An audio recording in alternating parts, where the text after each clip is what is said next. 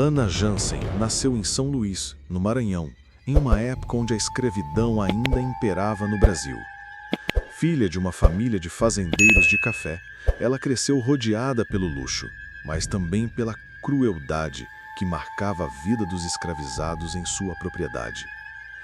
Aos olhos da sociedade local, Ana era uma mulher de negócios bem-sucedida, respeitada por sua posição e herança.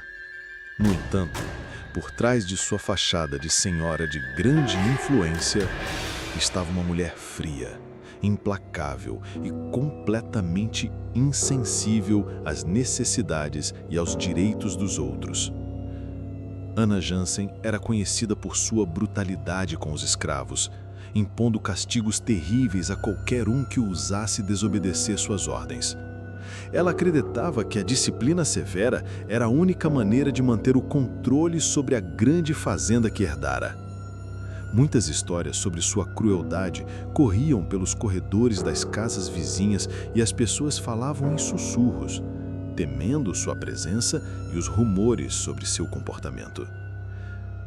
À medida que o tempo passava, Ana ganhava mais poder e respeito entre os poderosos da cidade, mas isso só alimentava sua crueldade.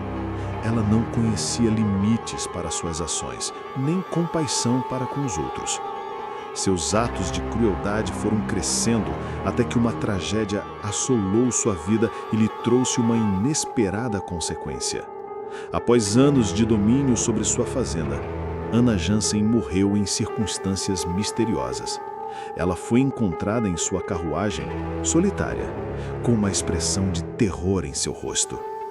Ninguém nunca soube ao certo o que aconteceu, mas o que se dizia era que a mesma carruagem que a tinha transportado por tanto tempo agora se tornaria seu cárcere eterno. Após a morte de Ana Jansen, um silêncio pesava sobre a cidade de São Luís.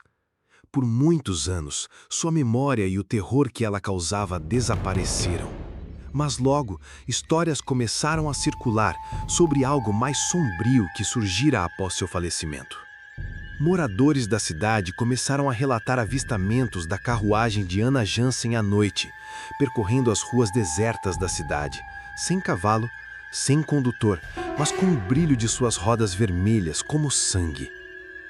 Diziam que ao passar por aquelas ruas antigas, a carruagem fantasmagórica emitia sons de correntes arrastando, como se estivesse sendo puxada por uma força invisível.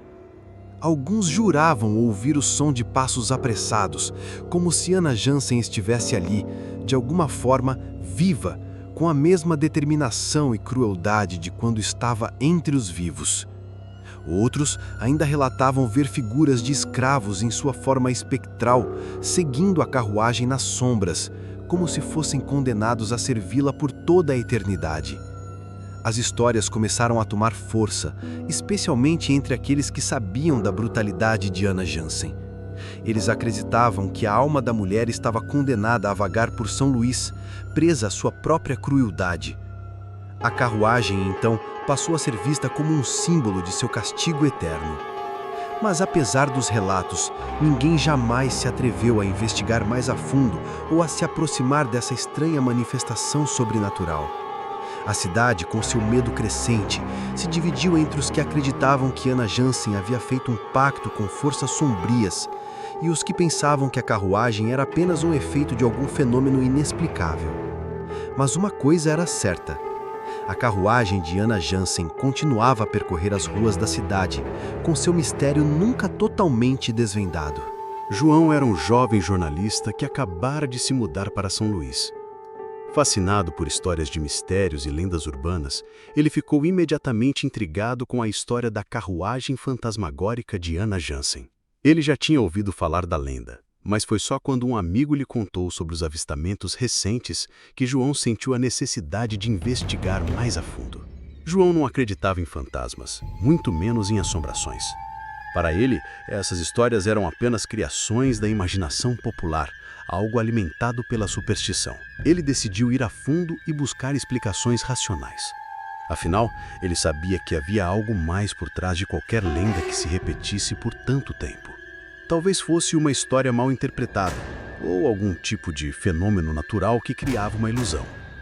Durante suas pesquisas, João visitou os moradores mais antigos da cidade, coletando relatos e testemunhos sobre as aparições da carruagem. Muitos pareciam relutantes em falar sobre isso. Mas a curiosidade de João foi mais forte do que qualquer resistência. Ele conseguiu então um mapa antigo da cidade e, em uma noite calma, decidiu seguir as rotas onde os avistamentos haviam sido mais frequentes. À medida que se aproximava da área central da cidade, João começou a sentir um frio intenso, como se o ambiente ao redor estivesse mudando. As ruas estavam desertas e o silêncio era absoluto. Ele sentiu como se algo estivesse observando-o. A tensão no ar era palpável, mas ele seguiu em frente, determinado a descobrir a verdade. Foi quando João chegou perto do velho cemitério que ouviu o som de um carro se aproximando. O som das rodas de uma carruagem ecoou nas ruas de pedra e então ele a viu. A carruagem de Anna Jansen, agora visível à distância, avançava lentamente pela rua deserta, puxada por uma força invisível. Os cavalos não estavam lá, mas a carruagem seguia como se estivesse sendo conduzida por algo muito mais sinistro. João, embora cético, não pôde evitar um arrepio ao ver a carruagem se aproximando. Ele se afastou da rua, escondeu-se nas sombras de uma porta de ferro enferrujada e observou, com os olhos arregalados, a carruagem avançando lentamente. O som de suas rodas, agora nítido, parecia arranhar o chão de pedra, criando uma música sinistra no ar. Não havia nenhum condutor, nem figuras de escravos, mas João podia sentir que estava diante de algo além de sua compreensão. O vento, que antes era frio e cortante, parecia agora mais intenso, como se estivesse sendo puxado pela própria carruagem. Ele sentiu um peso em seu peito, como se a atmosfera estivesse se apertando em torno dele. Seus instintos diziam que ele deveria correr, mas sua curiosidade o manteve em pé, observando. A carruagem se aproximou ainda mais, até que parou bem à sua frente. O silêncio voltou a dominar a noite e João não conseguiu deixar de olhar fixamente para as rodas vermelhas que pareciam brilhar com uma luz sobrenatural. A sensação de que ele estava sendo observado o consumiu e ele olhou ao redor, mas não viu ninguém. Foi então que de repente uma figura surgiu na janela da carruagem. Era uma mulher de cabelo escuro e longo, vestida com roupas de época. Seus olhos eram vazios, negros como a noite, e um sorriso macabro apareceu em seu rosto. João não sabia o que estava acontecendo, mas seu corpo ficou paralisado de medo. A mulher abriu a porta da carruagem e com uma voz suave, quase sussurrada, falou: "Você está aqui agora. Vem comigo."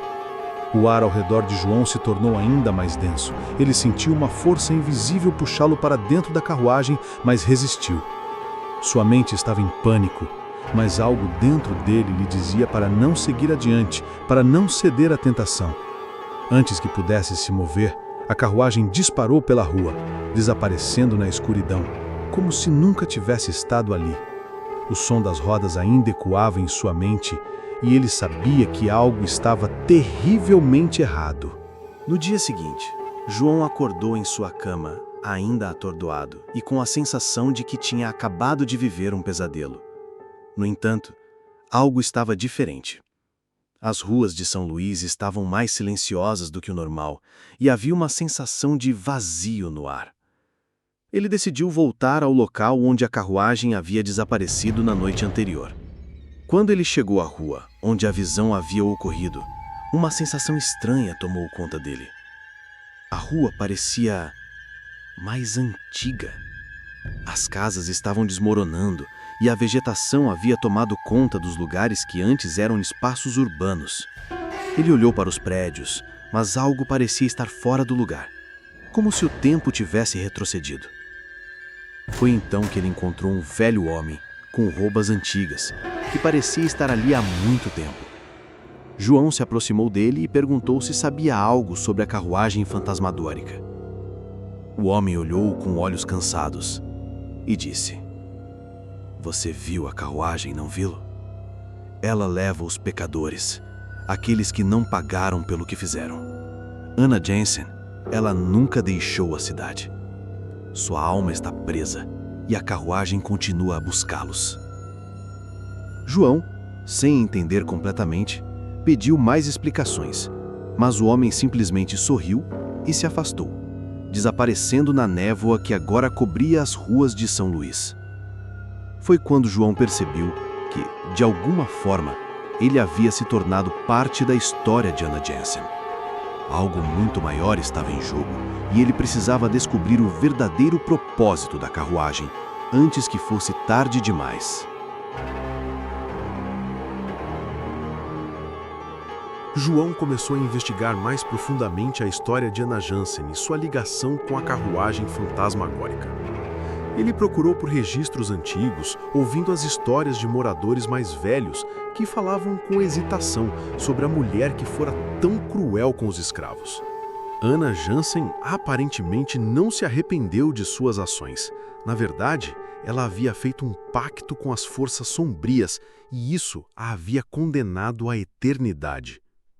Em uma das pesquisas, João descobriu que a carruagem não era um simples objeto, mas uma maldição. Quando Anna Jansen morreu, sua alma foi capturada pelas sombras e sua carruagem se tornou o veículo para suas ações contínuas.